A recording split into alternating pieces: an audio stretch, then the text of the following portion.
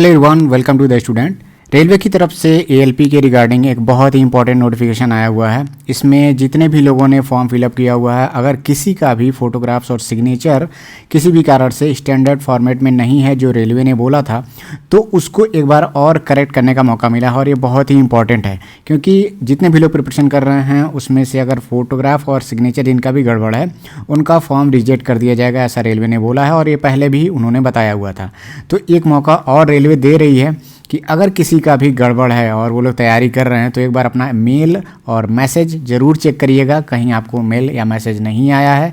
अगर mail message आया हुआ है तो आप लोग इसको करेक्ट कर सकते हैं। तो ये नोटिफिकेशन आपका 17 तारीख को ही वेबसाइट पे अपलोड हो चुका था। तो इस नोटिफिकेशन में क्या क्या डिटेल दिया हुआ है उसको अभी हम लोग देख लेते हैं।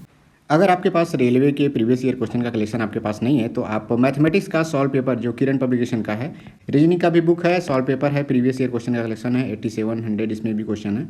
उसके बाद से अगर आप CBT 1 और CBT 2 के कुछ पेपर्स का कलेक्शन चाहते हैं जिसमें ट्रेड पेपर भी हो, और ट्रेड पेपर बहुत ज़रूरी भी है, ट्रेड पेपर अगर आपका रहता है तभी आप जान पाएंगे कि किस तरह के क्वेश्चन इसमें पूछे जाते हैं। तो इसका भी अगर आप बुक खरीदना चाहते हैं तो आप किरण पब्लिकेशन का पहले और दूसरे स्टेज का पेपर 56 सेट्स यहाँ पे अवेलेबल है विद ट्रेड। तो आप चाहे तो ऑनलाइन मार्केट से खरीद सकते हैं। ये हिंदी और इंग्लिश दोनों में अवेलेबल है। सबसे पहला पॉइंट यहाँ पे लिखा हुआ कि the photo and signature of few candidates against EN 1 2024 ALP is not as per standard. मतलब अगर किसी का जो स्टैंडर्ड फॉर्मेट था फोटोग्राफ और सिग्नेचर का उसके अकॉर्डिंग नहीं है। तो दूसरा पॉइंट यहाँ पे लिखा है कि to avoid rejections of application now these candidates are hereby given an opportunity to upload the fresh passport size photographs and signature as per standard specification. मतलब अगर किसी का भी अगर फोटोग्राफ और सिग्नेचर रेलवे के द्वारा स्टैंडर्ड जो स्पेसिफिकेशन है उसके अकॉर्डिंग नहीं है, तो अगर अपना फॉर्म या एप्लीकेशन रिजेक्शन से बचाना चाहते हैं तो ऐसे लोगों को अगर मेल आता है, तीसरा पॉइंट यहाँ पे है कि the email /SMS will be sent, उनको मेल और SMS से भेजा जाएगा to all such candidates on registered email ID / mobile number. उनकी ईमेल ID और मोबाइल नंबर पे भेजा जाएगा। ईमेल एक ऐसा कि जिसमें आपको दोबारा एक लिंक रहेगा जिसमें आपको फोटोग्राफ और सिग्नेचर अपलोड करने का मौका मिलेगा।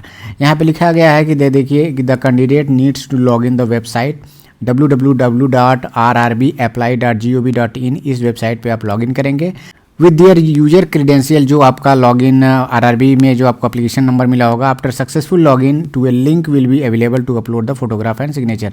तो फोटोग्राफ और सिग्नेचर अपलोड करने के लिए एक लिंक वहाँ पे आपको देखने को मिलेगा।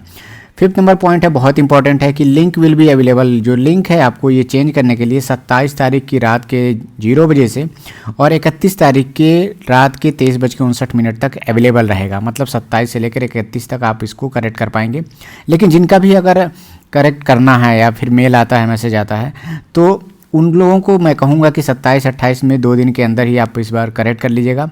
और कई लोग इसमें देखता हूँ मैं सेल्फी ले करके और इस तरह के फोटोग्राफ अगर अपलोड करते हैं, तो इस बार वैसी गलती मत करिए क्योंकि आप पढ़ाई बहुत मेहनत से कर रहे हैं और बहुत छोटी सी गलती के कारण अगर आपका फॉर्म रिजेक्ट हो जाता है तो आपको इससे बहुत ज़्यादा नुकसान हो जाएगा। तो ऐसी गलती बिल्कुल भी मत करिए। एक फॉर्म को फिलअप करने के लिए आप फिर से चाहें तो आप ऑफिशियल साइट पे जो नोटिफिकेशन आया हुआ था रेलवे का उसको देख लीजिए। उसमें जो फोटोग्राफ और सिग्नेचर का फॉर्मेट दिया हुआ है उसके अकॉर्डिंग आप अपना फ़ोटो पहले से ही बना करके उसके स्टैंडर्ड जो साइज़ है उसको रख लीजिए।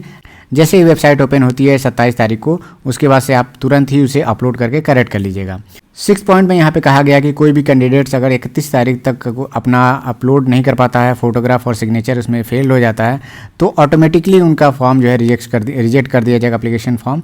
और आपको नोटिफिकेशन भी नहीं हो सकता, ना ही पता चले आपका फॉर्म रिजेक्ट हुआ है कि नहीं हुआ है। जब आप पढ़ाई तब भी करते रहेंगे और जब आप एडमिट कार्ड निकालने जाएंगे तो हो सकता है कि उसमें फॉर्म आपका रिजेक्ट हो। और बीच में हो सकता है साइट खोल करके रिजेक्शन का लिस्ट अगर सामने आ जाता है कि फला रजिस्ट्रेशन नंबर का आपका फॉर्म रिजेक्ट हो चुका है, तब भी आपको पछतावा होगा। तो आप लोग कोशिश करिएगा कि पहले सारी चीज़ें करेक्ट करके रख लीजिए। और जितने भी लोग ALP और टेक्नीशियन जिस भी एग्ज़ाम की जो तैयारी कर रहे हैं, RPF की तैयारी कर रहे हैं, तो अपना प्रिपरेशन बढ़ा दीजिए क्योंकि चुनाव होने के बाद पेपर कभी भी रेलवे करा सकती है। और ALP का भी वेंडर अभी ये सब चीज़ डिसाइड नहीं हो पाया है, लेकिन जैसे ही डिसाइड हो जाता है पेपर, आप उसी अकॉर्डिंग समझिए पेपर सेट रहेगा। पिछली बार जो हम लोग का एग्जाम था TCS ने कराया हुआ था और बहुत अच्छे से पेपर उन्होंने वन किया था, और TCS बहुत बड़ी कंपनी है, सभी लोगों को पता है। इसके अलावा जितने भी लोग ALP की तैयारी कर रहे हैं, ALP 2024 से रिलेटेड एक प्लेलिस्ट बनी हुई है प्रिपरेशन स्ट्रेटजी से रिलेटेड, प्लीज़ आप लोग उसको ओपन करिए, द स्टूडेंट चैनल के प्लेलिस्ट में है, और वहाँ से देखिए जितने भी 2024 की प्रिपरेशन के से रिलेटेड आपको इंपॉर्टेंट वीडियो जरूरी होगा हर एक सब्जेक्ट के लिए, उससे रिलेटेड मैंने वीडियो बनाया हुआ है और कंटिन्यू उस पर अपलोड होता रहता है। तो आप लोग उस प्लेलिस्ट पे जरूर पहुँचिए। Thank you, all the best.